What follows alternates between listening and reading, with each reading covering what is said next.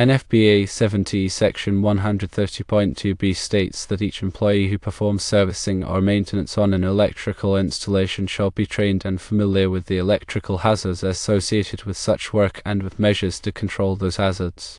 NFPA 70E Section 130.2h mandates that the employer shall ensure that the only authorized persons in the flash hazard boundary of an electrical installation are those who are required to work on the equipment within the flash hazard boundary. NFPA 70E Section 130.3a3 specifies that only authorized persons shall be permitted to perform electrical installation, alteration, replacement, operation, or maintenance work in an electrical installation. NEC Section 110.3b states that only authorized and qualified persons shall be permitted to work on or in the vicinity of exposed live parts.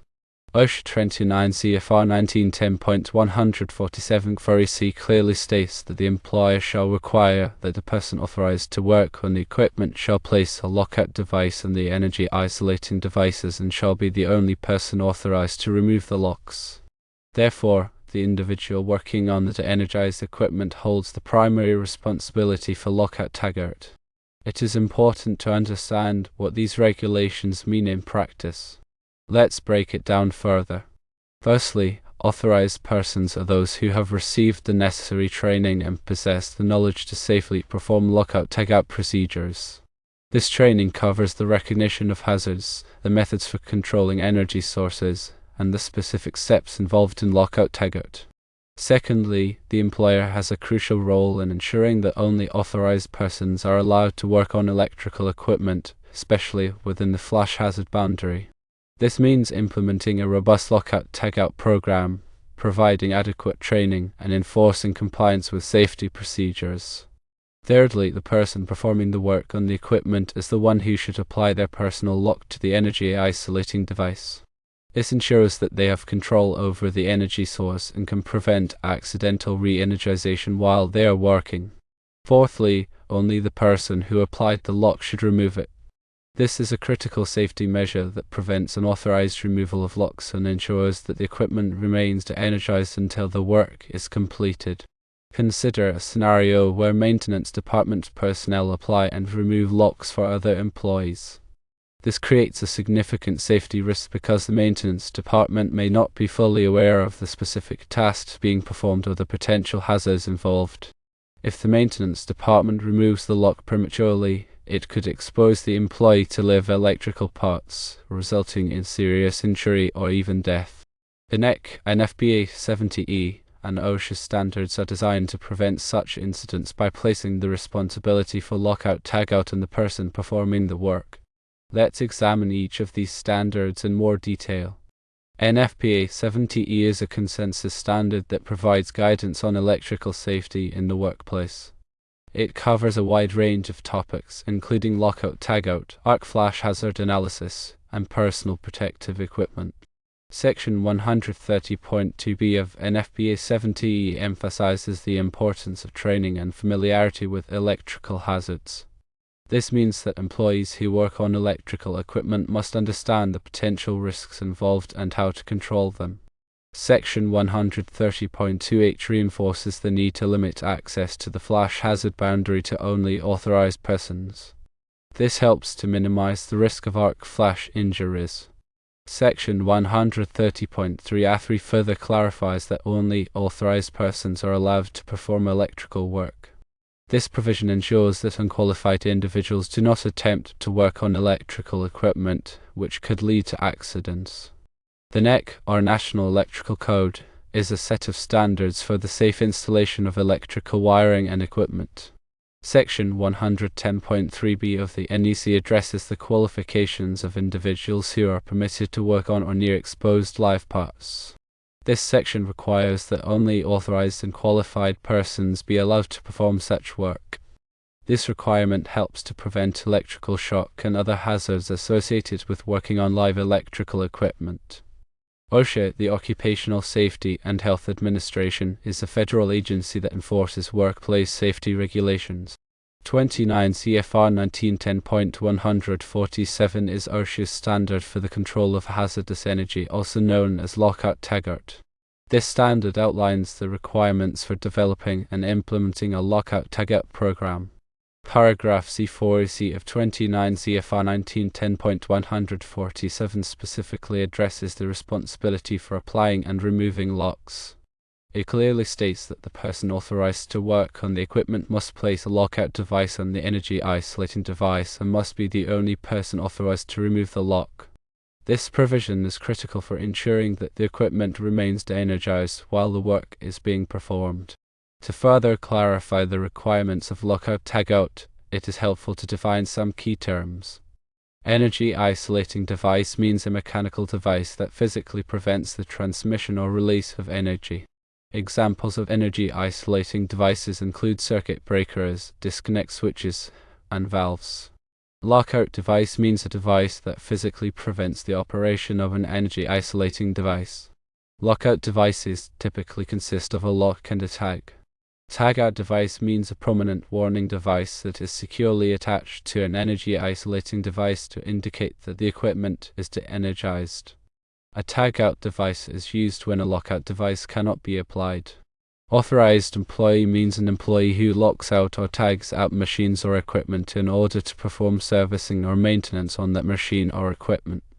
Affected employee means an employee whose job requires them to operate or use a machine or equipment on which servicing or maintenance is being performed under Lockout Tagout, or whose job requires them to work in an area in which such servicing or maintenance is being performed. The Lockout Tagout procedure typically involves the following steps. Firstly, preparation for shutdown. This step involves identifying the energy sources that need to be controlled and the energy isolating devices that will be used. Secondly, shutting down the equipment. This step involves turning off the equipment and energizing all energy sources. Thirdly, isolating the equipment. This step involves physically isolating the equipment from the energy sources by using energy isolating devices. Fourthly, applying lockout tagout devices. This step involves attaching lockout devices to the energy isolating devices. Fifthly, releasing stored energy. This step involves releasing any stored energy that could pose a hazard, such as compressed air, hydraulic pressure, or spring tension. Sixthly, verifying isolation. This step involves verifying that the equipment is completely de-energized by testing the energy isolating devices. Seventhly, performing the work. This step involves performing the necessary servicing or maintenance on the equipment. Eighthly, removing lockout tagout devices. This step involves removing the lockout devices from the energy isolating devices. Only the person who applied the lock should remove it. Ninthly, notifying affected employees. This step involves notifying affected employees that the equipment is being re-energized. Tenthly, restoring energy.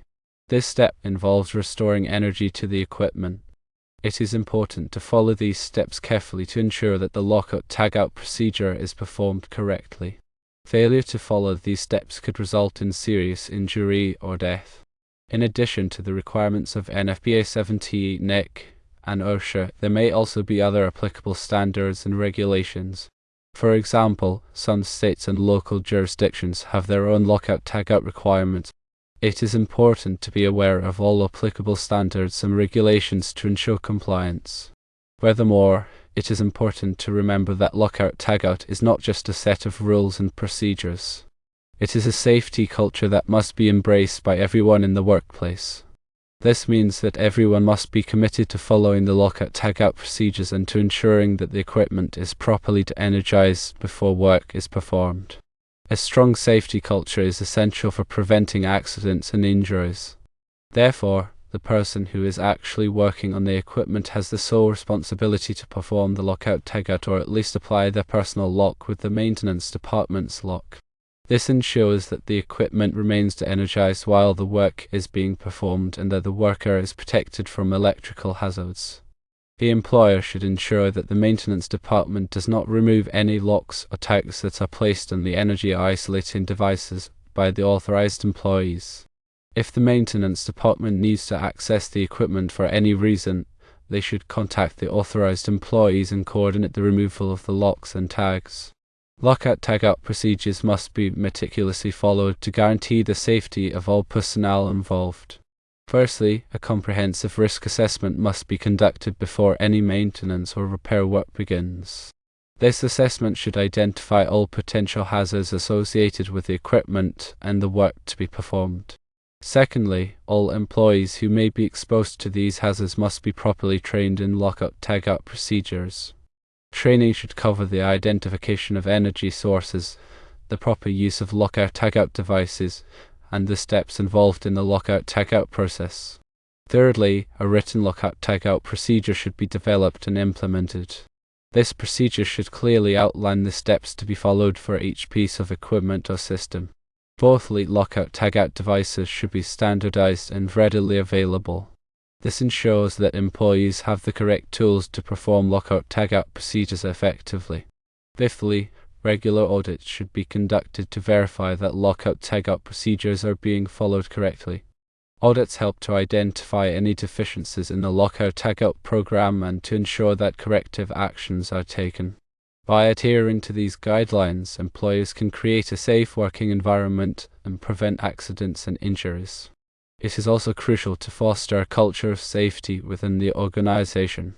This involves promoting open communication, encouraging employees to report hazards, and providing positive reinforcement for safe work practices.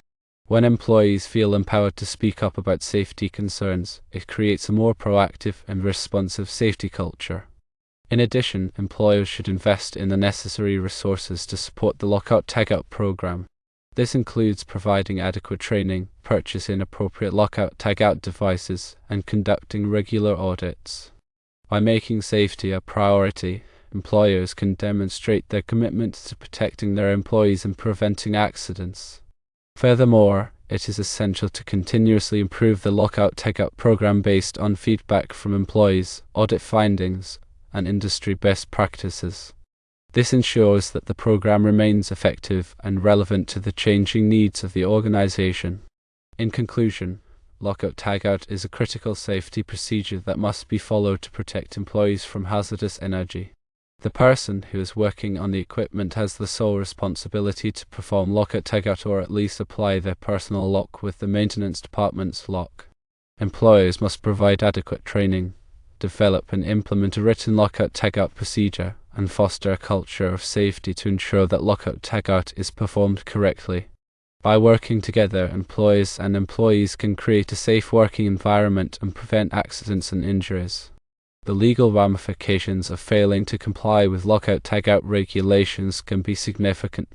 OSHA can issue citations for violations of 29 CFR 1910.147, which can result in substantial fines. In addition, employees may be liable for damages in the event of an accident or injury caused by a failure to follow lockout tagout procedures.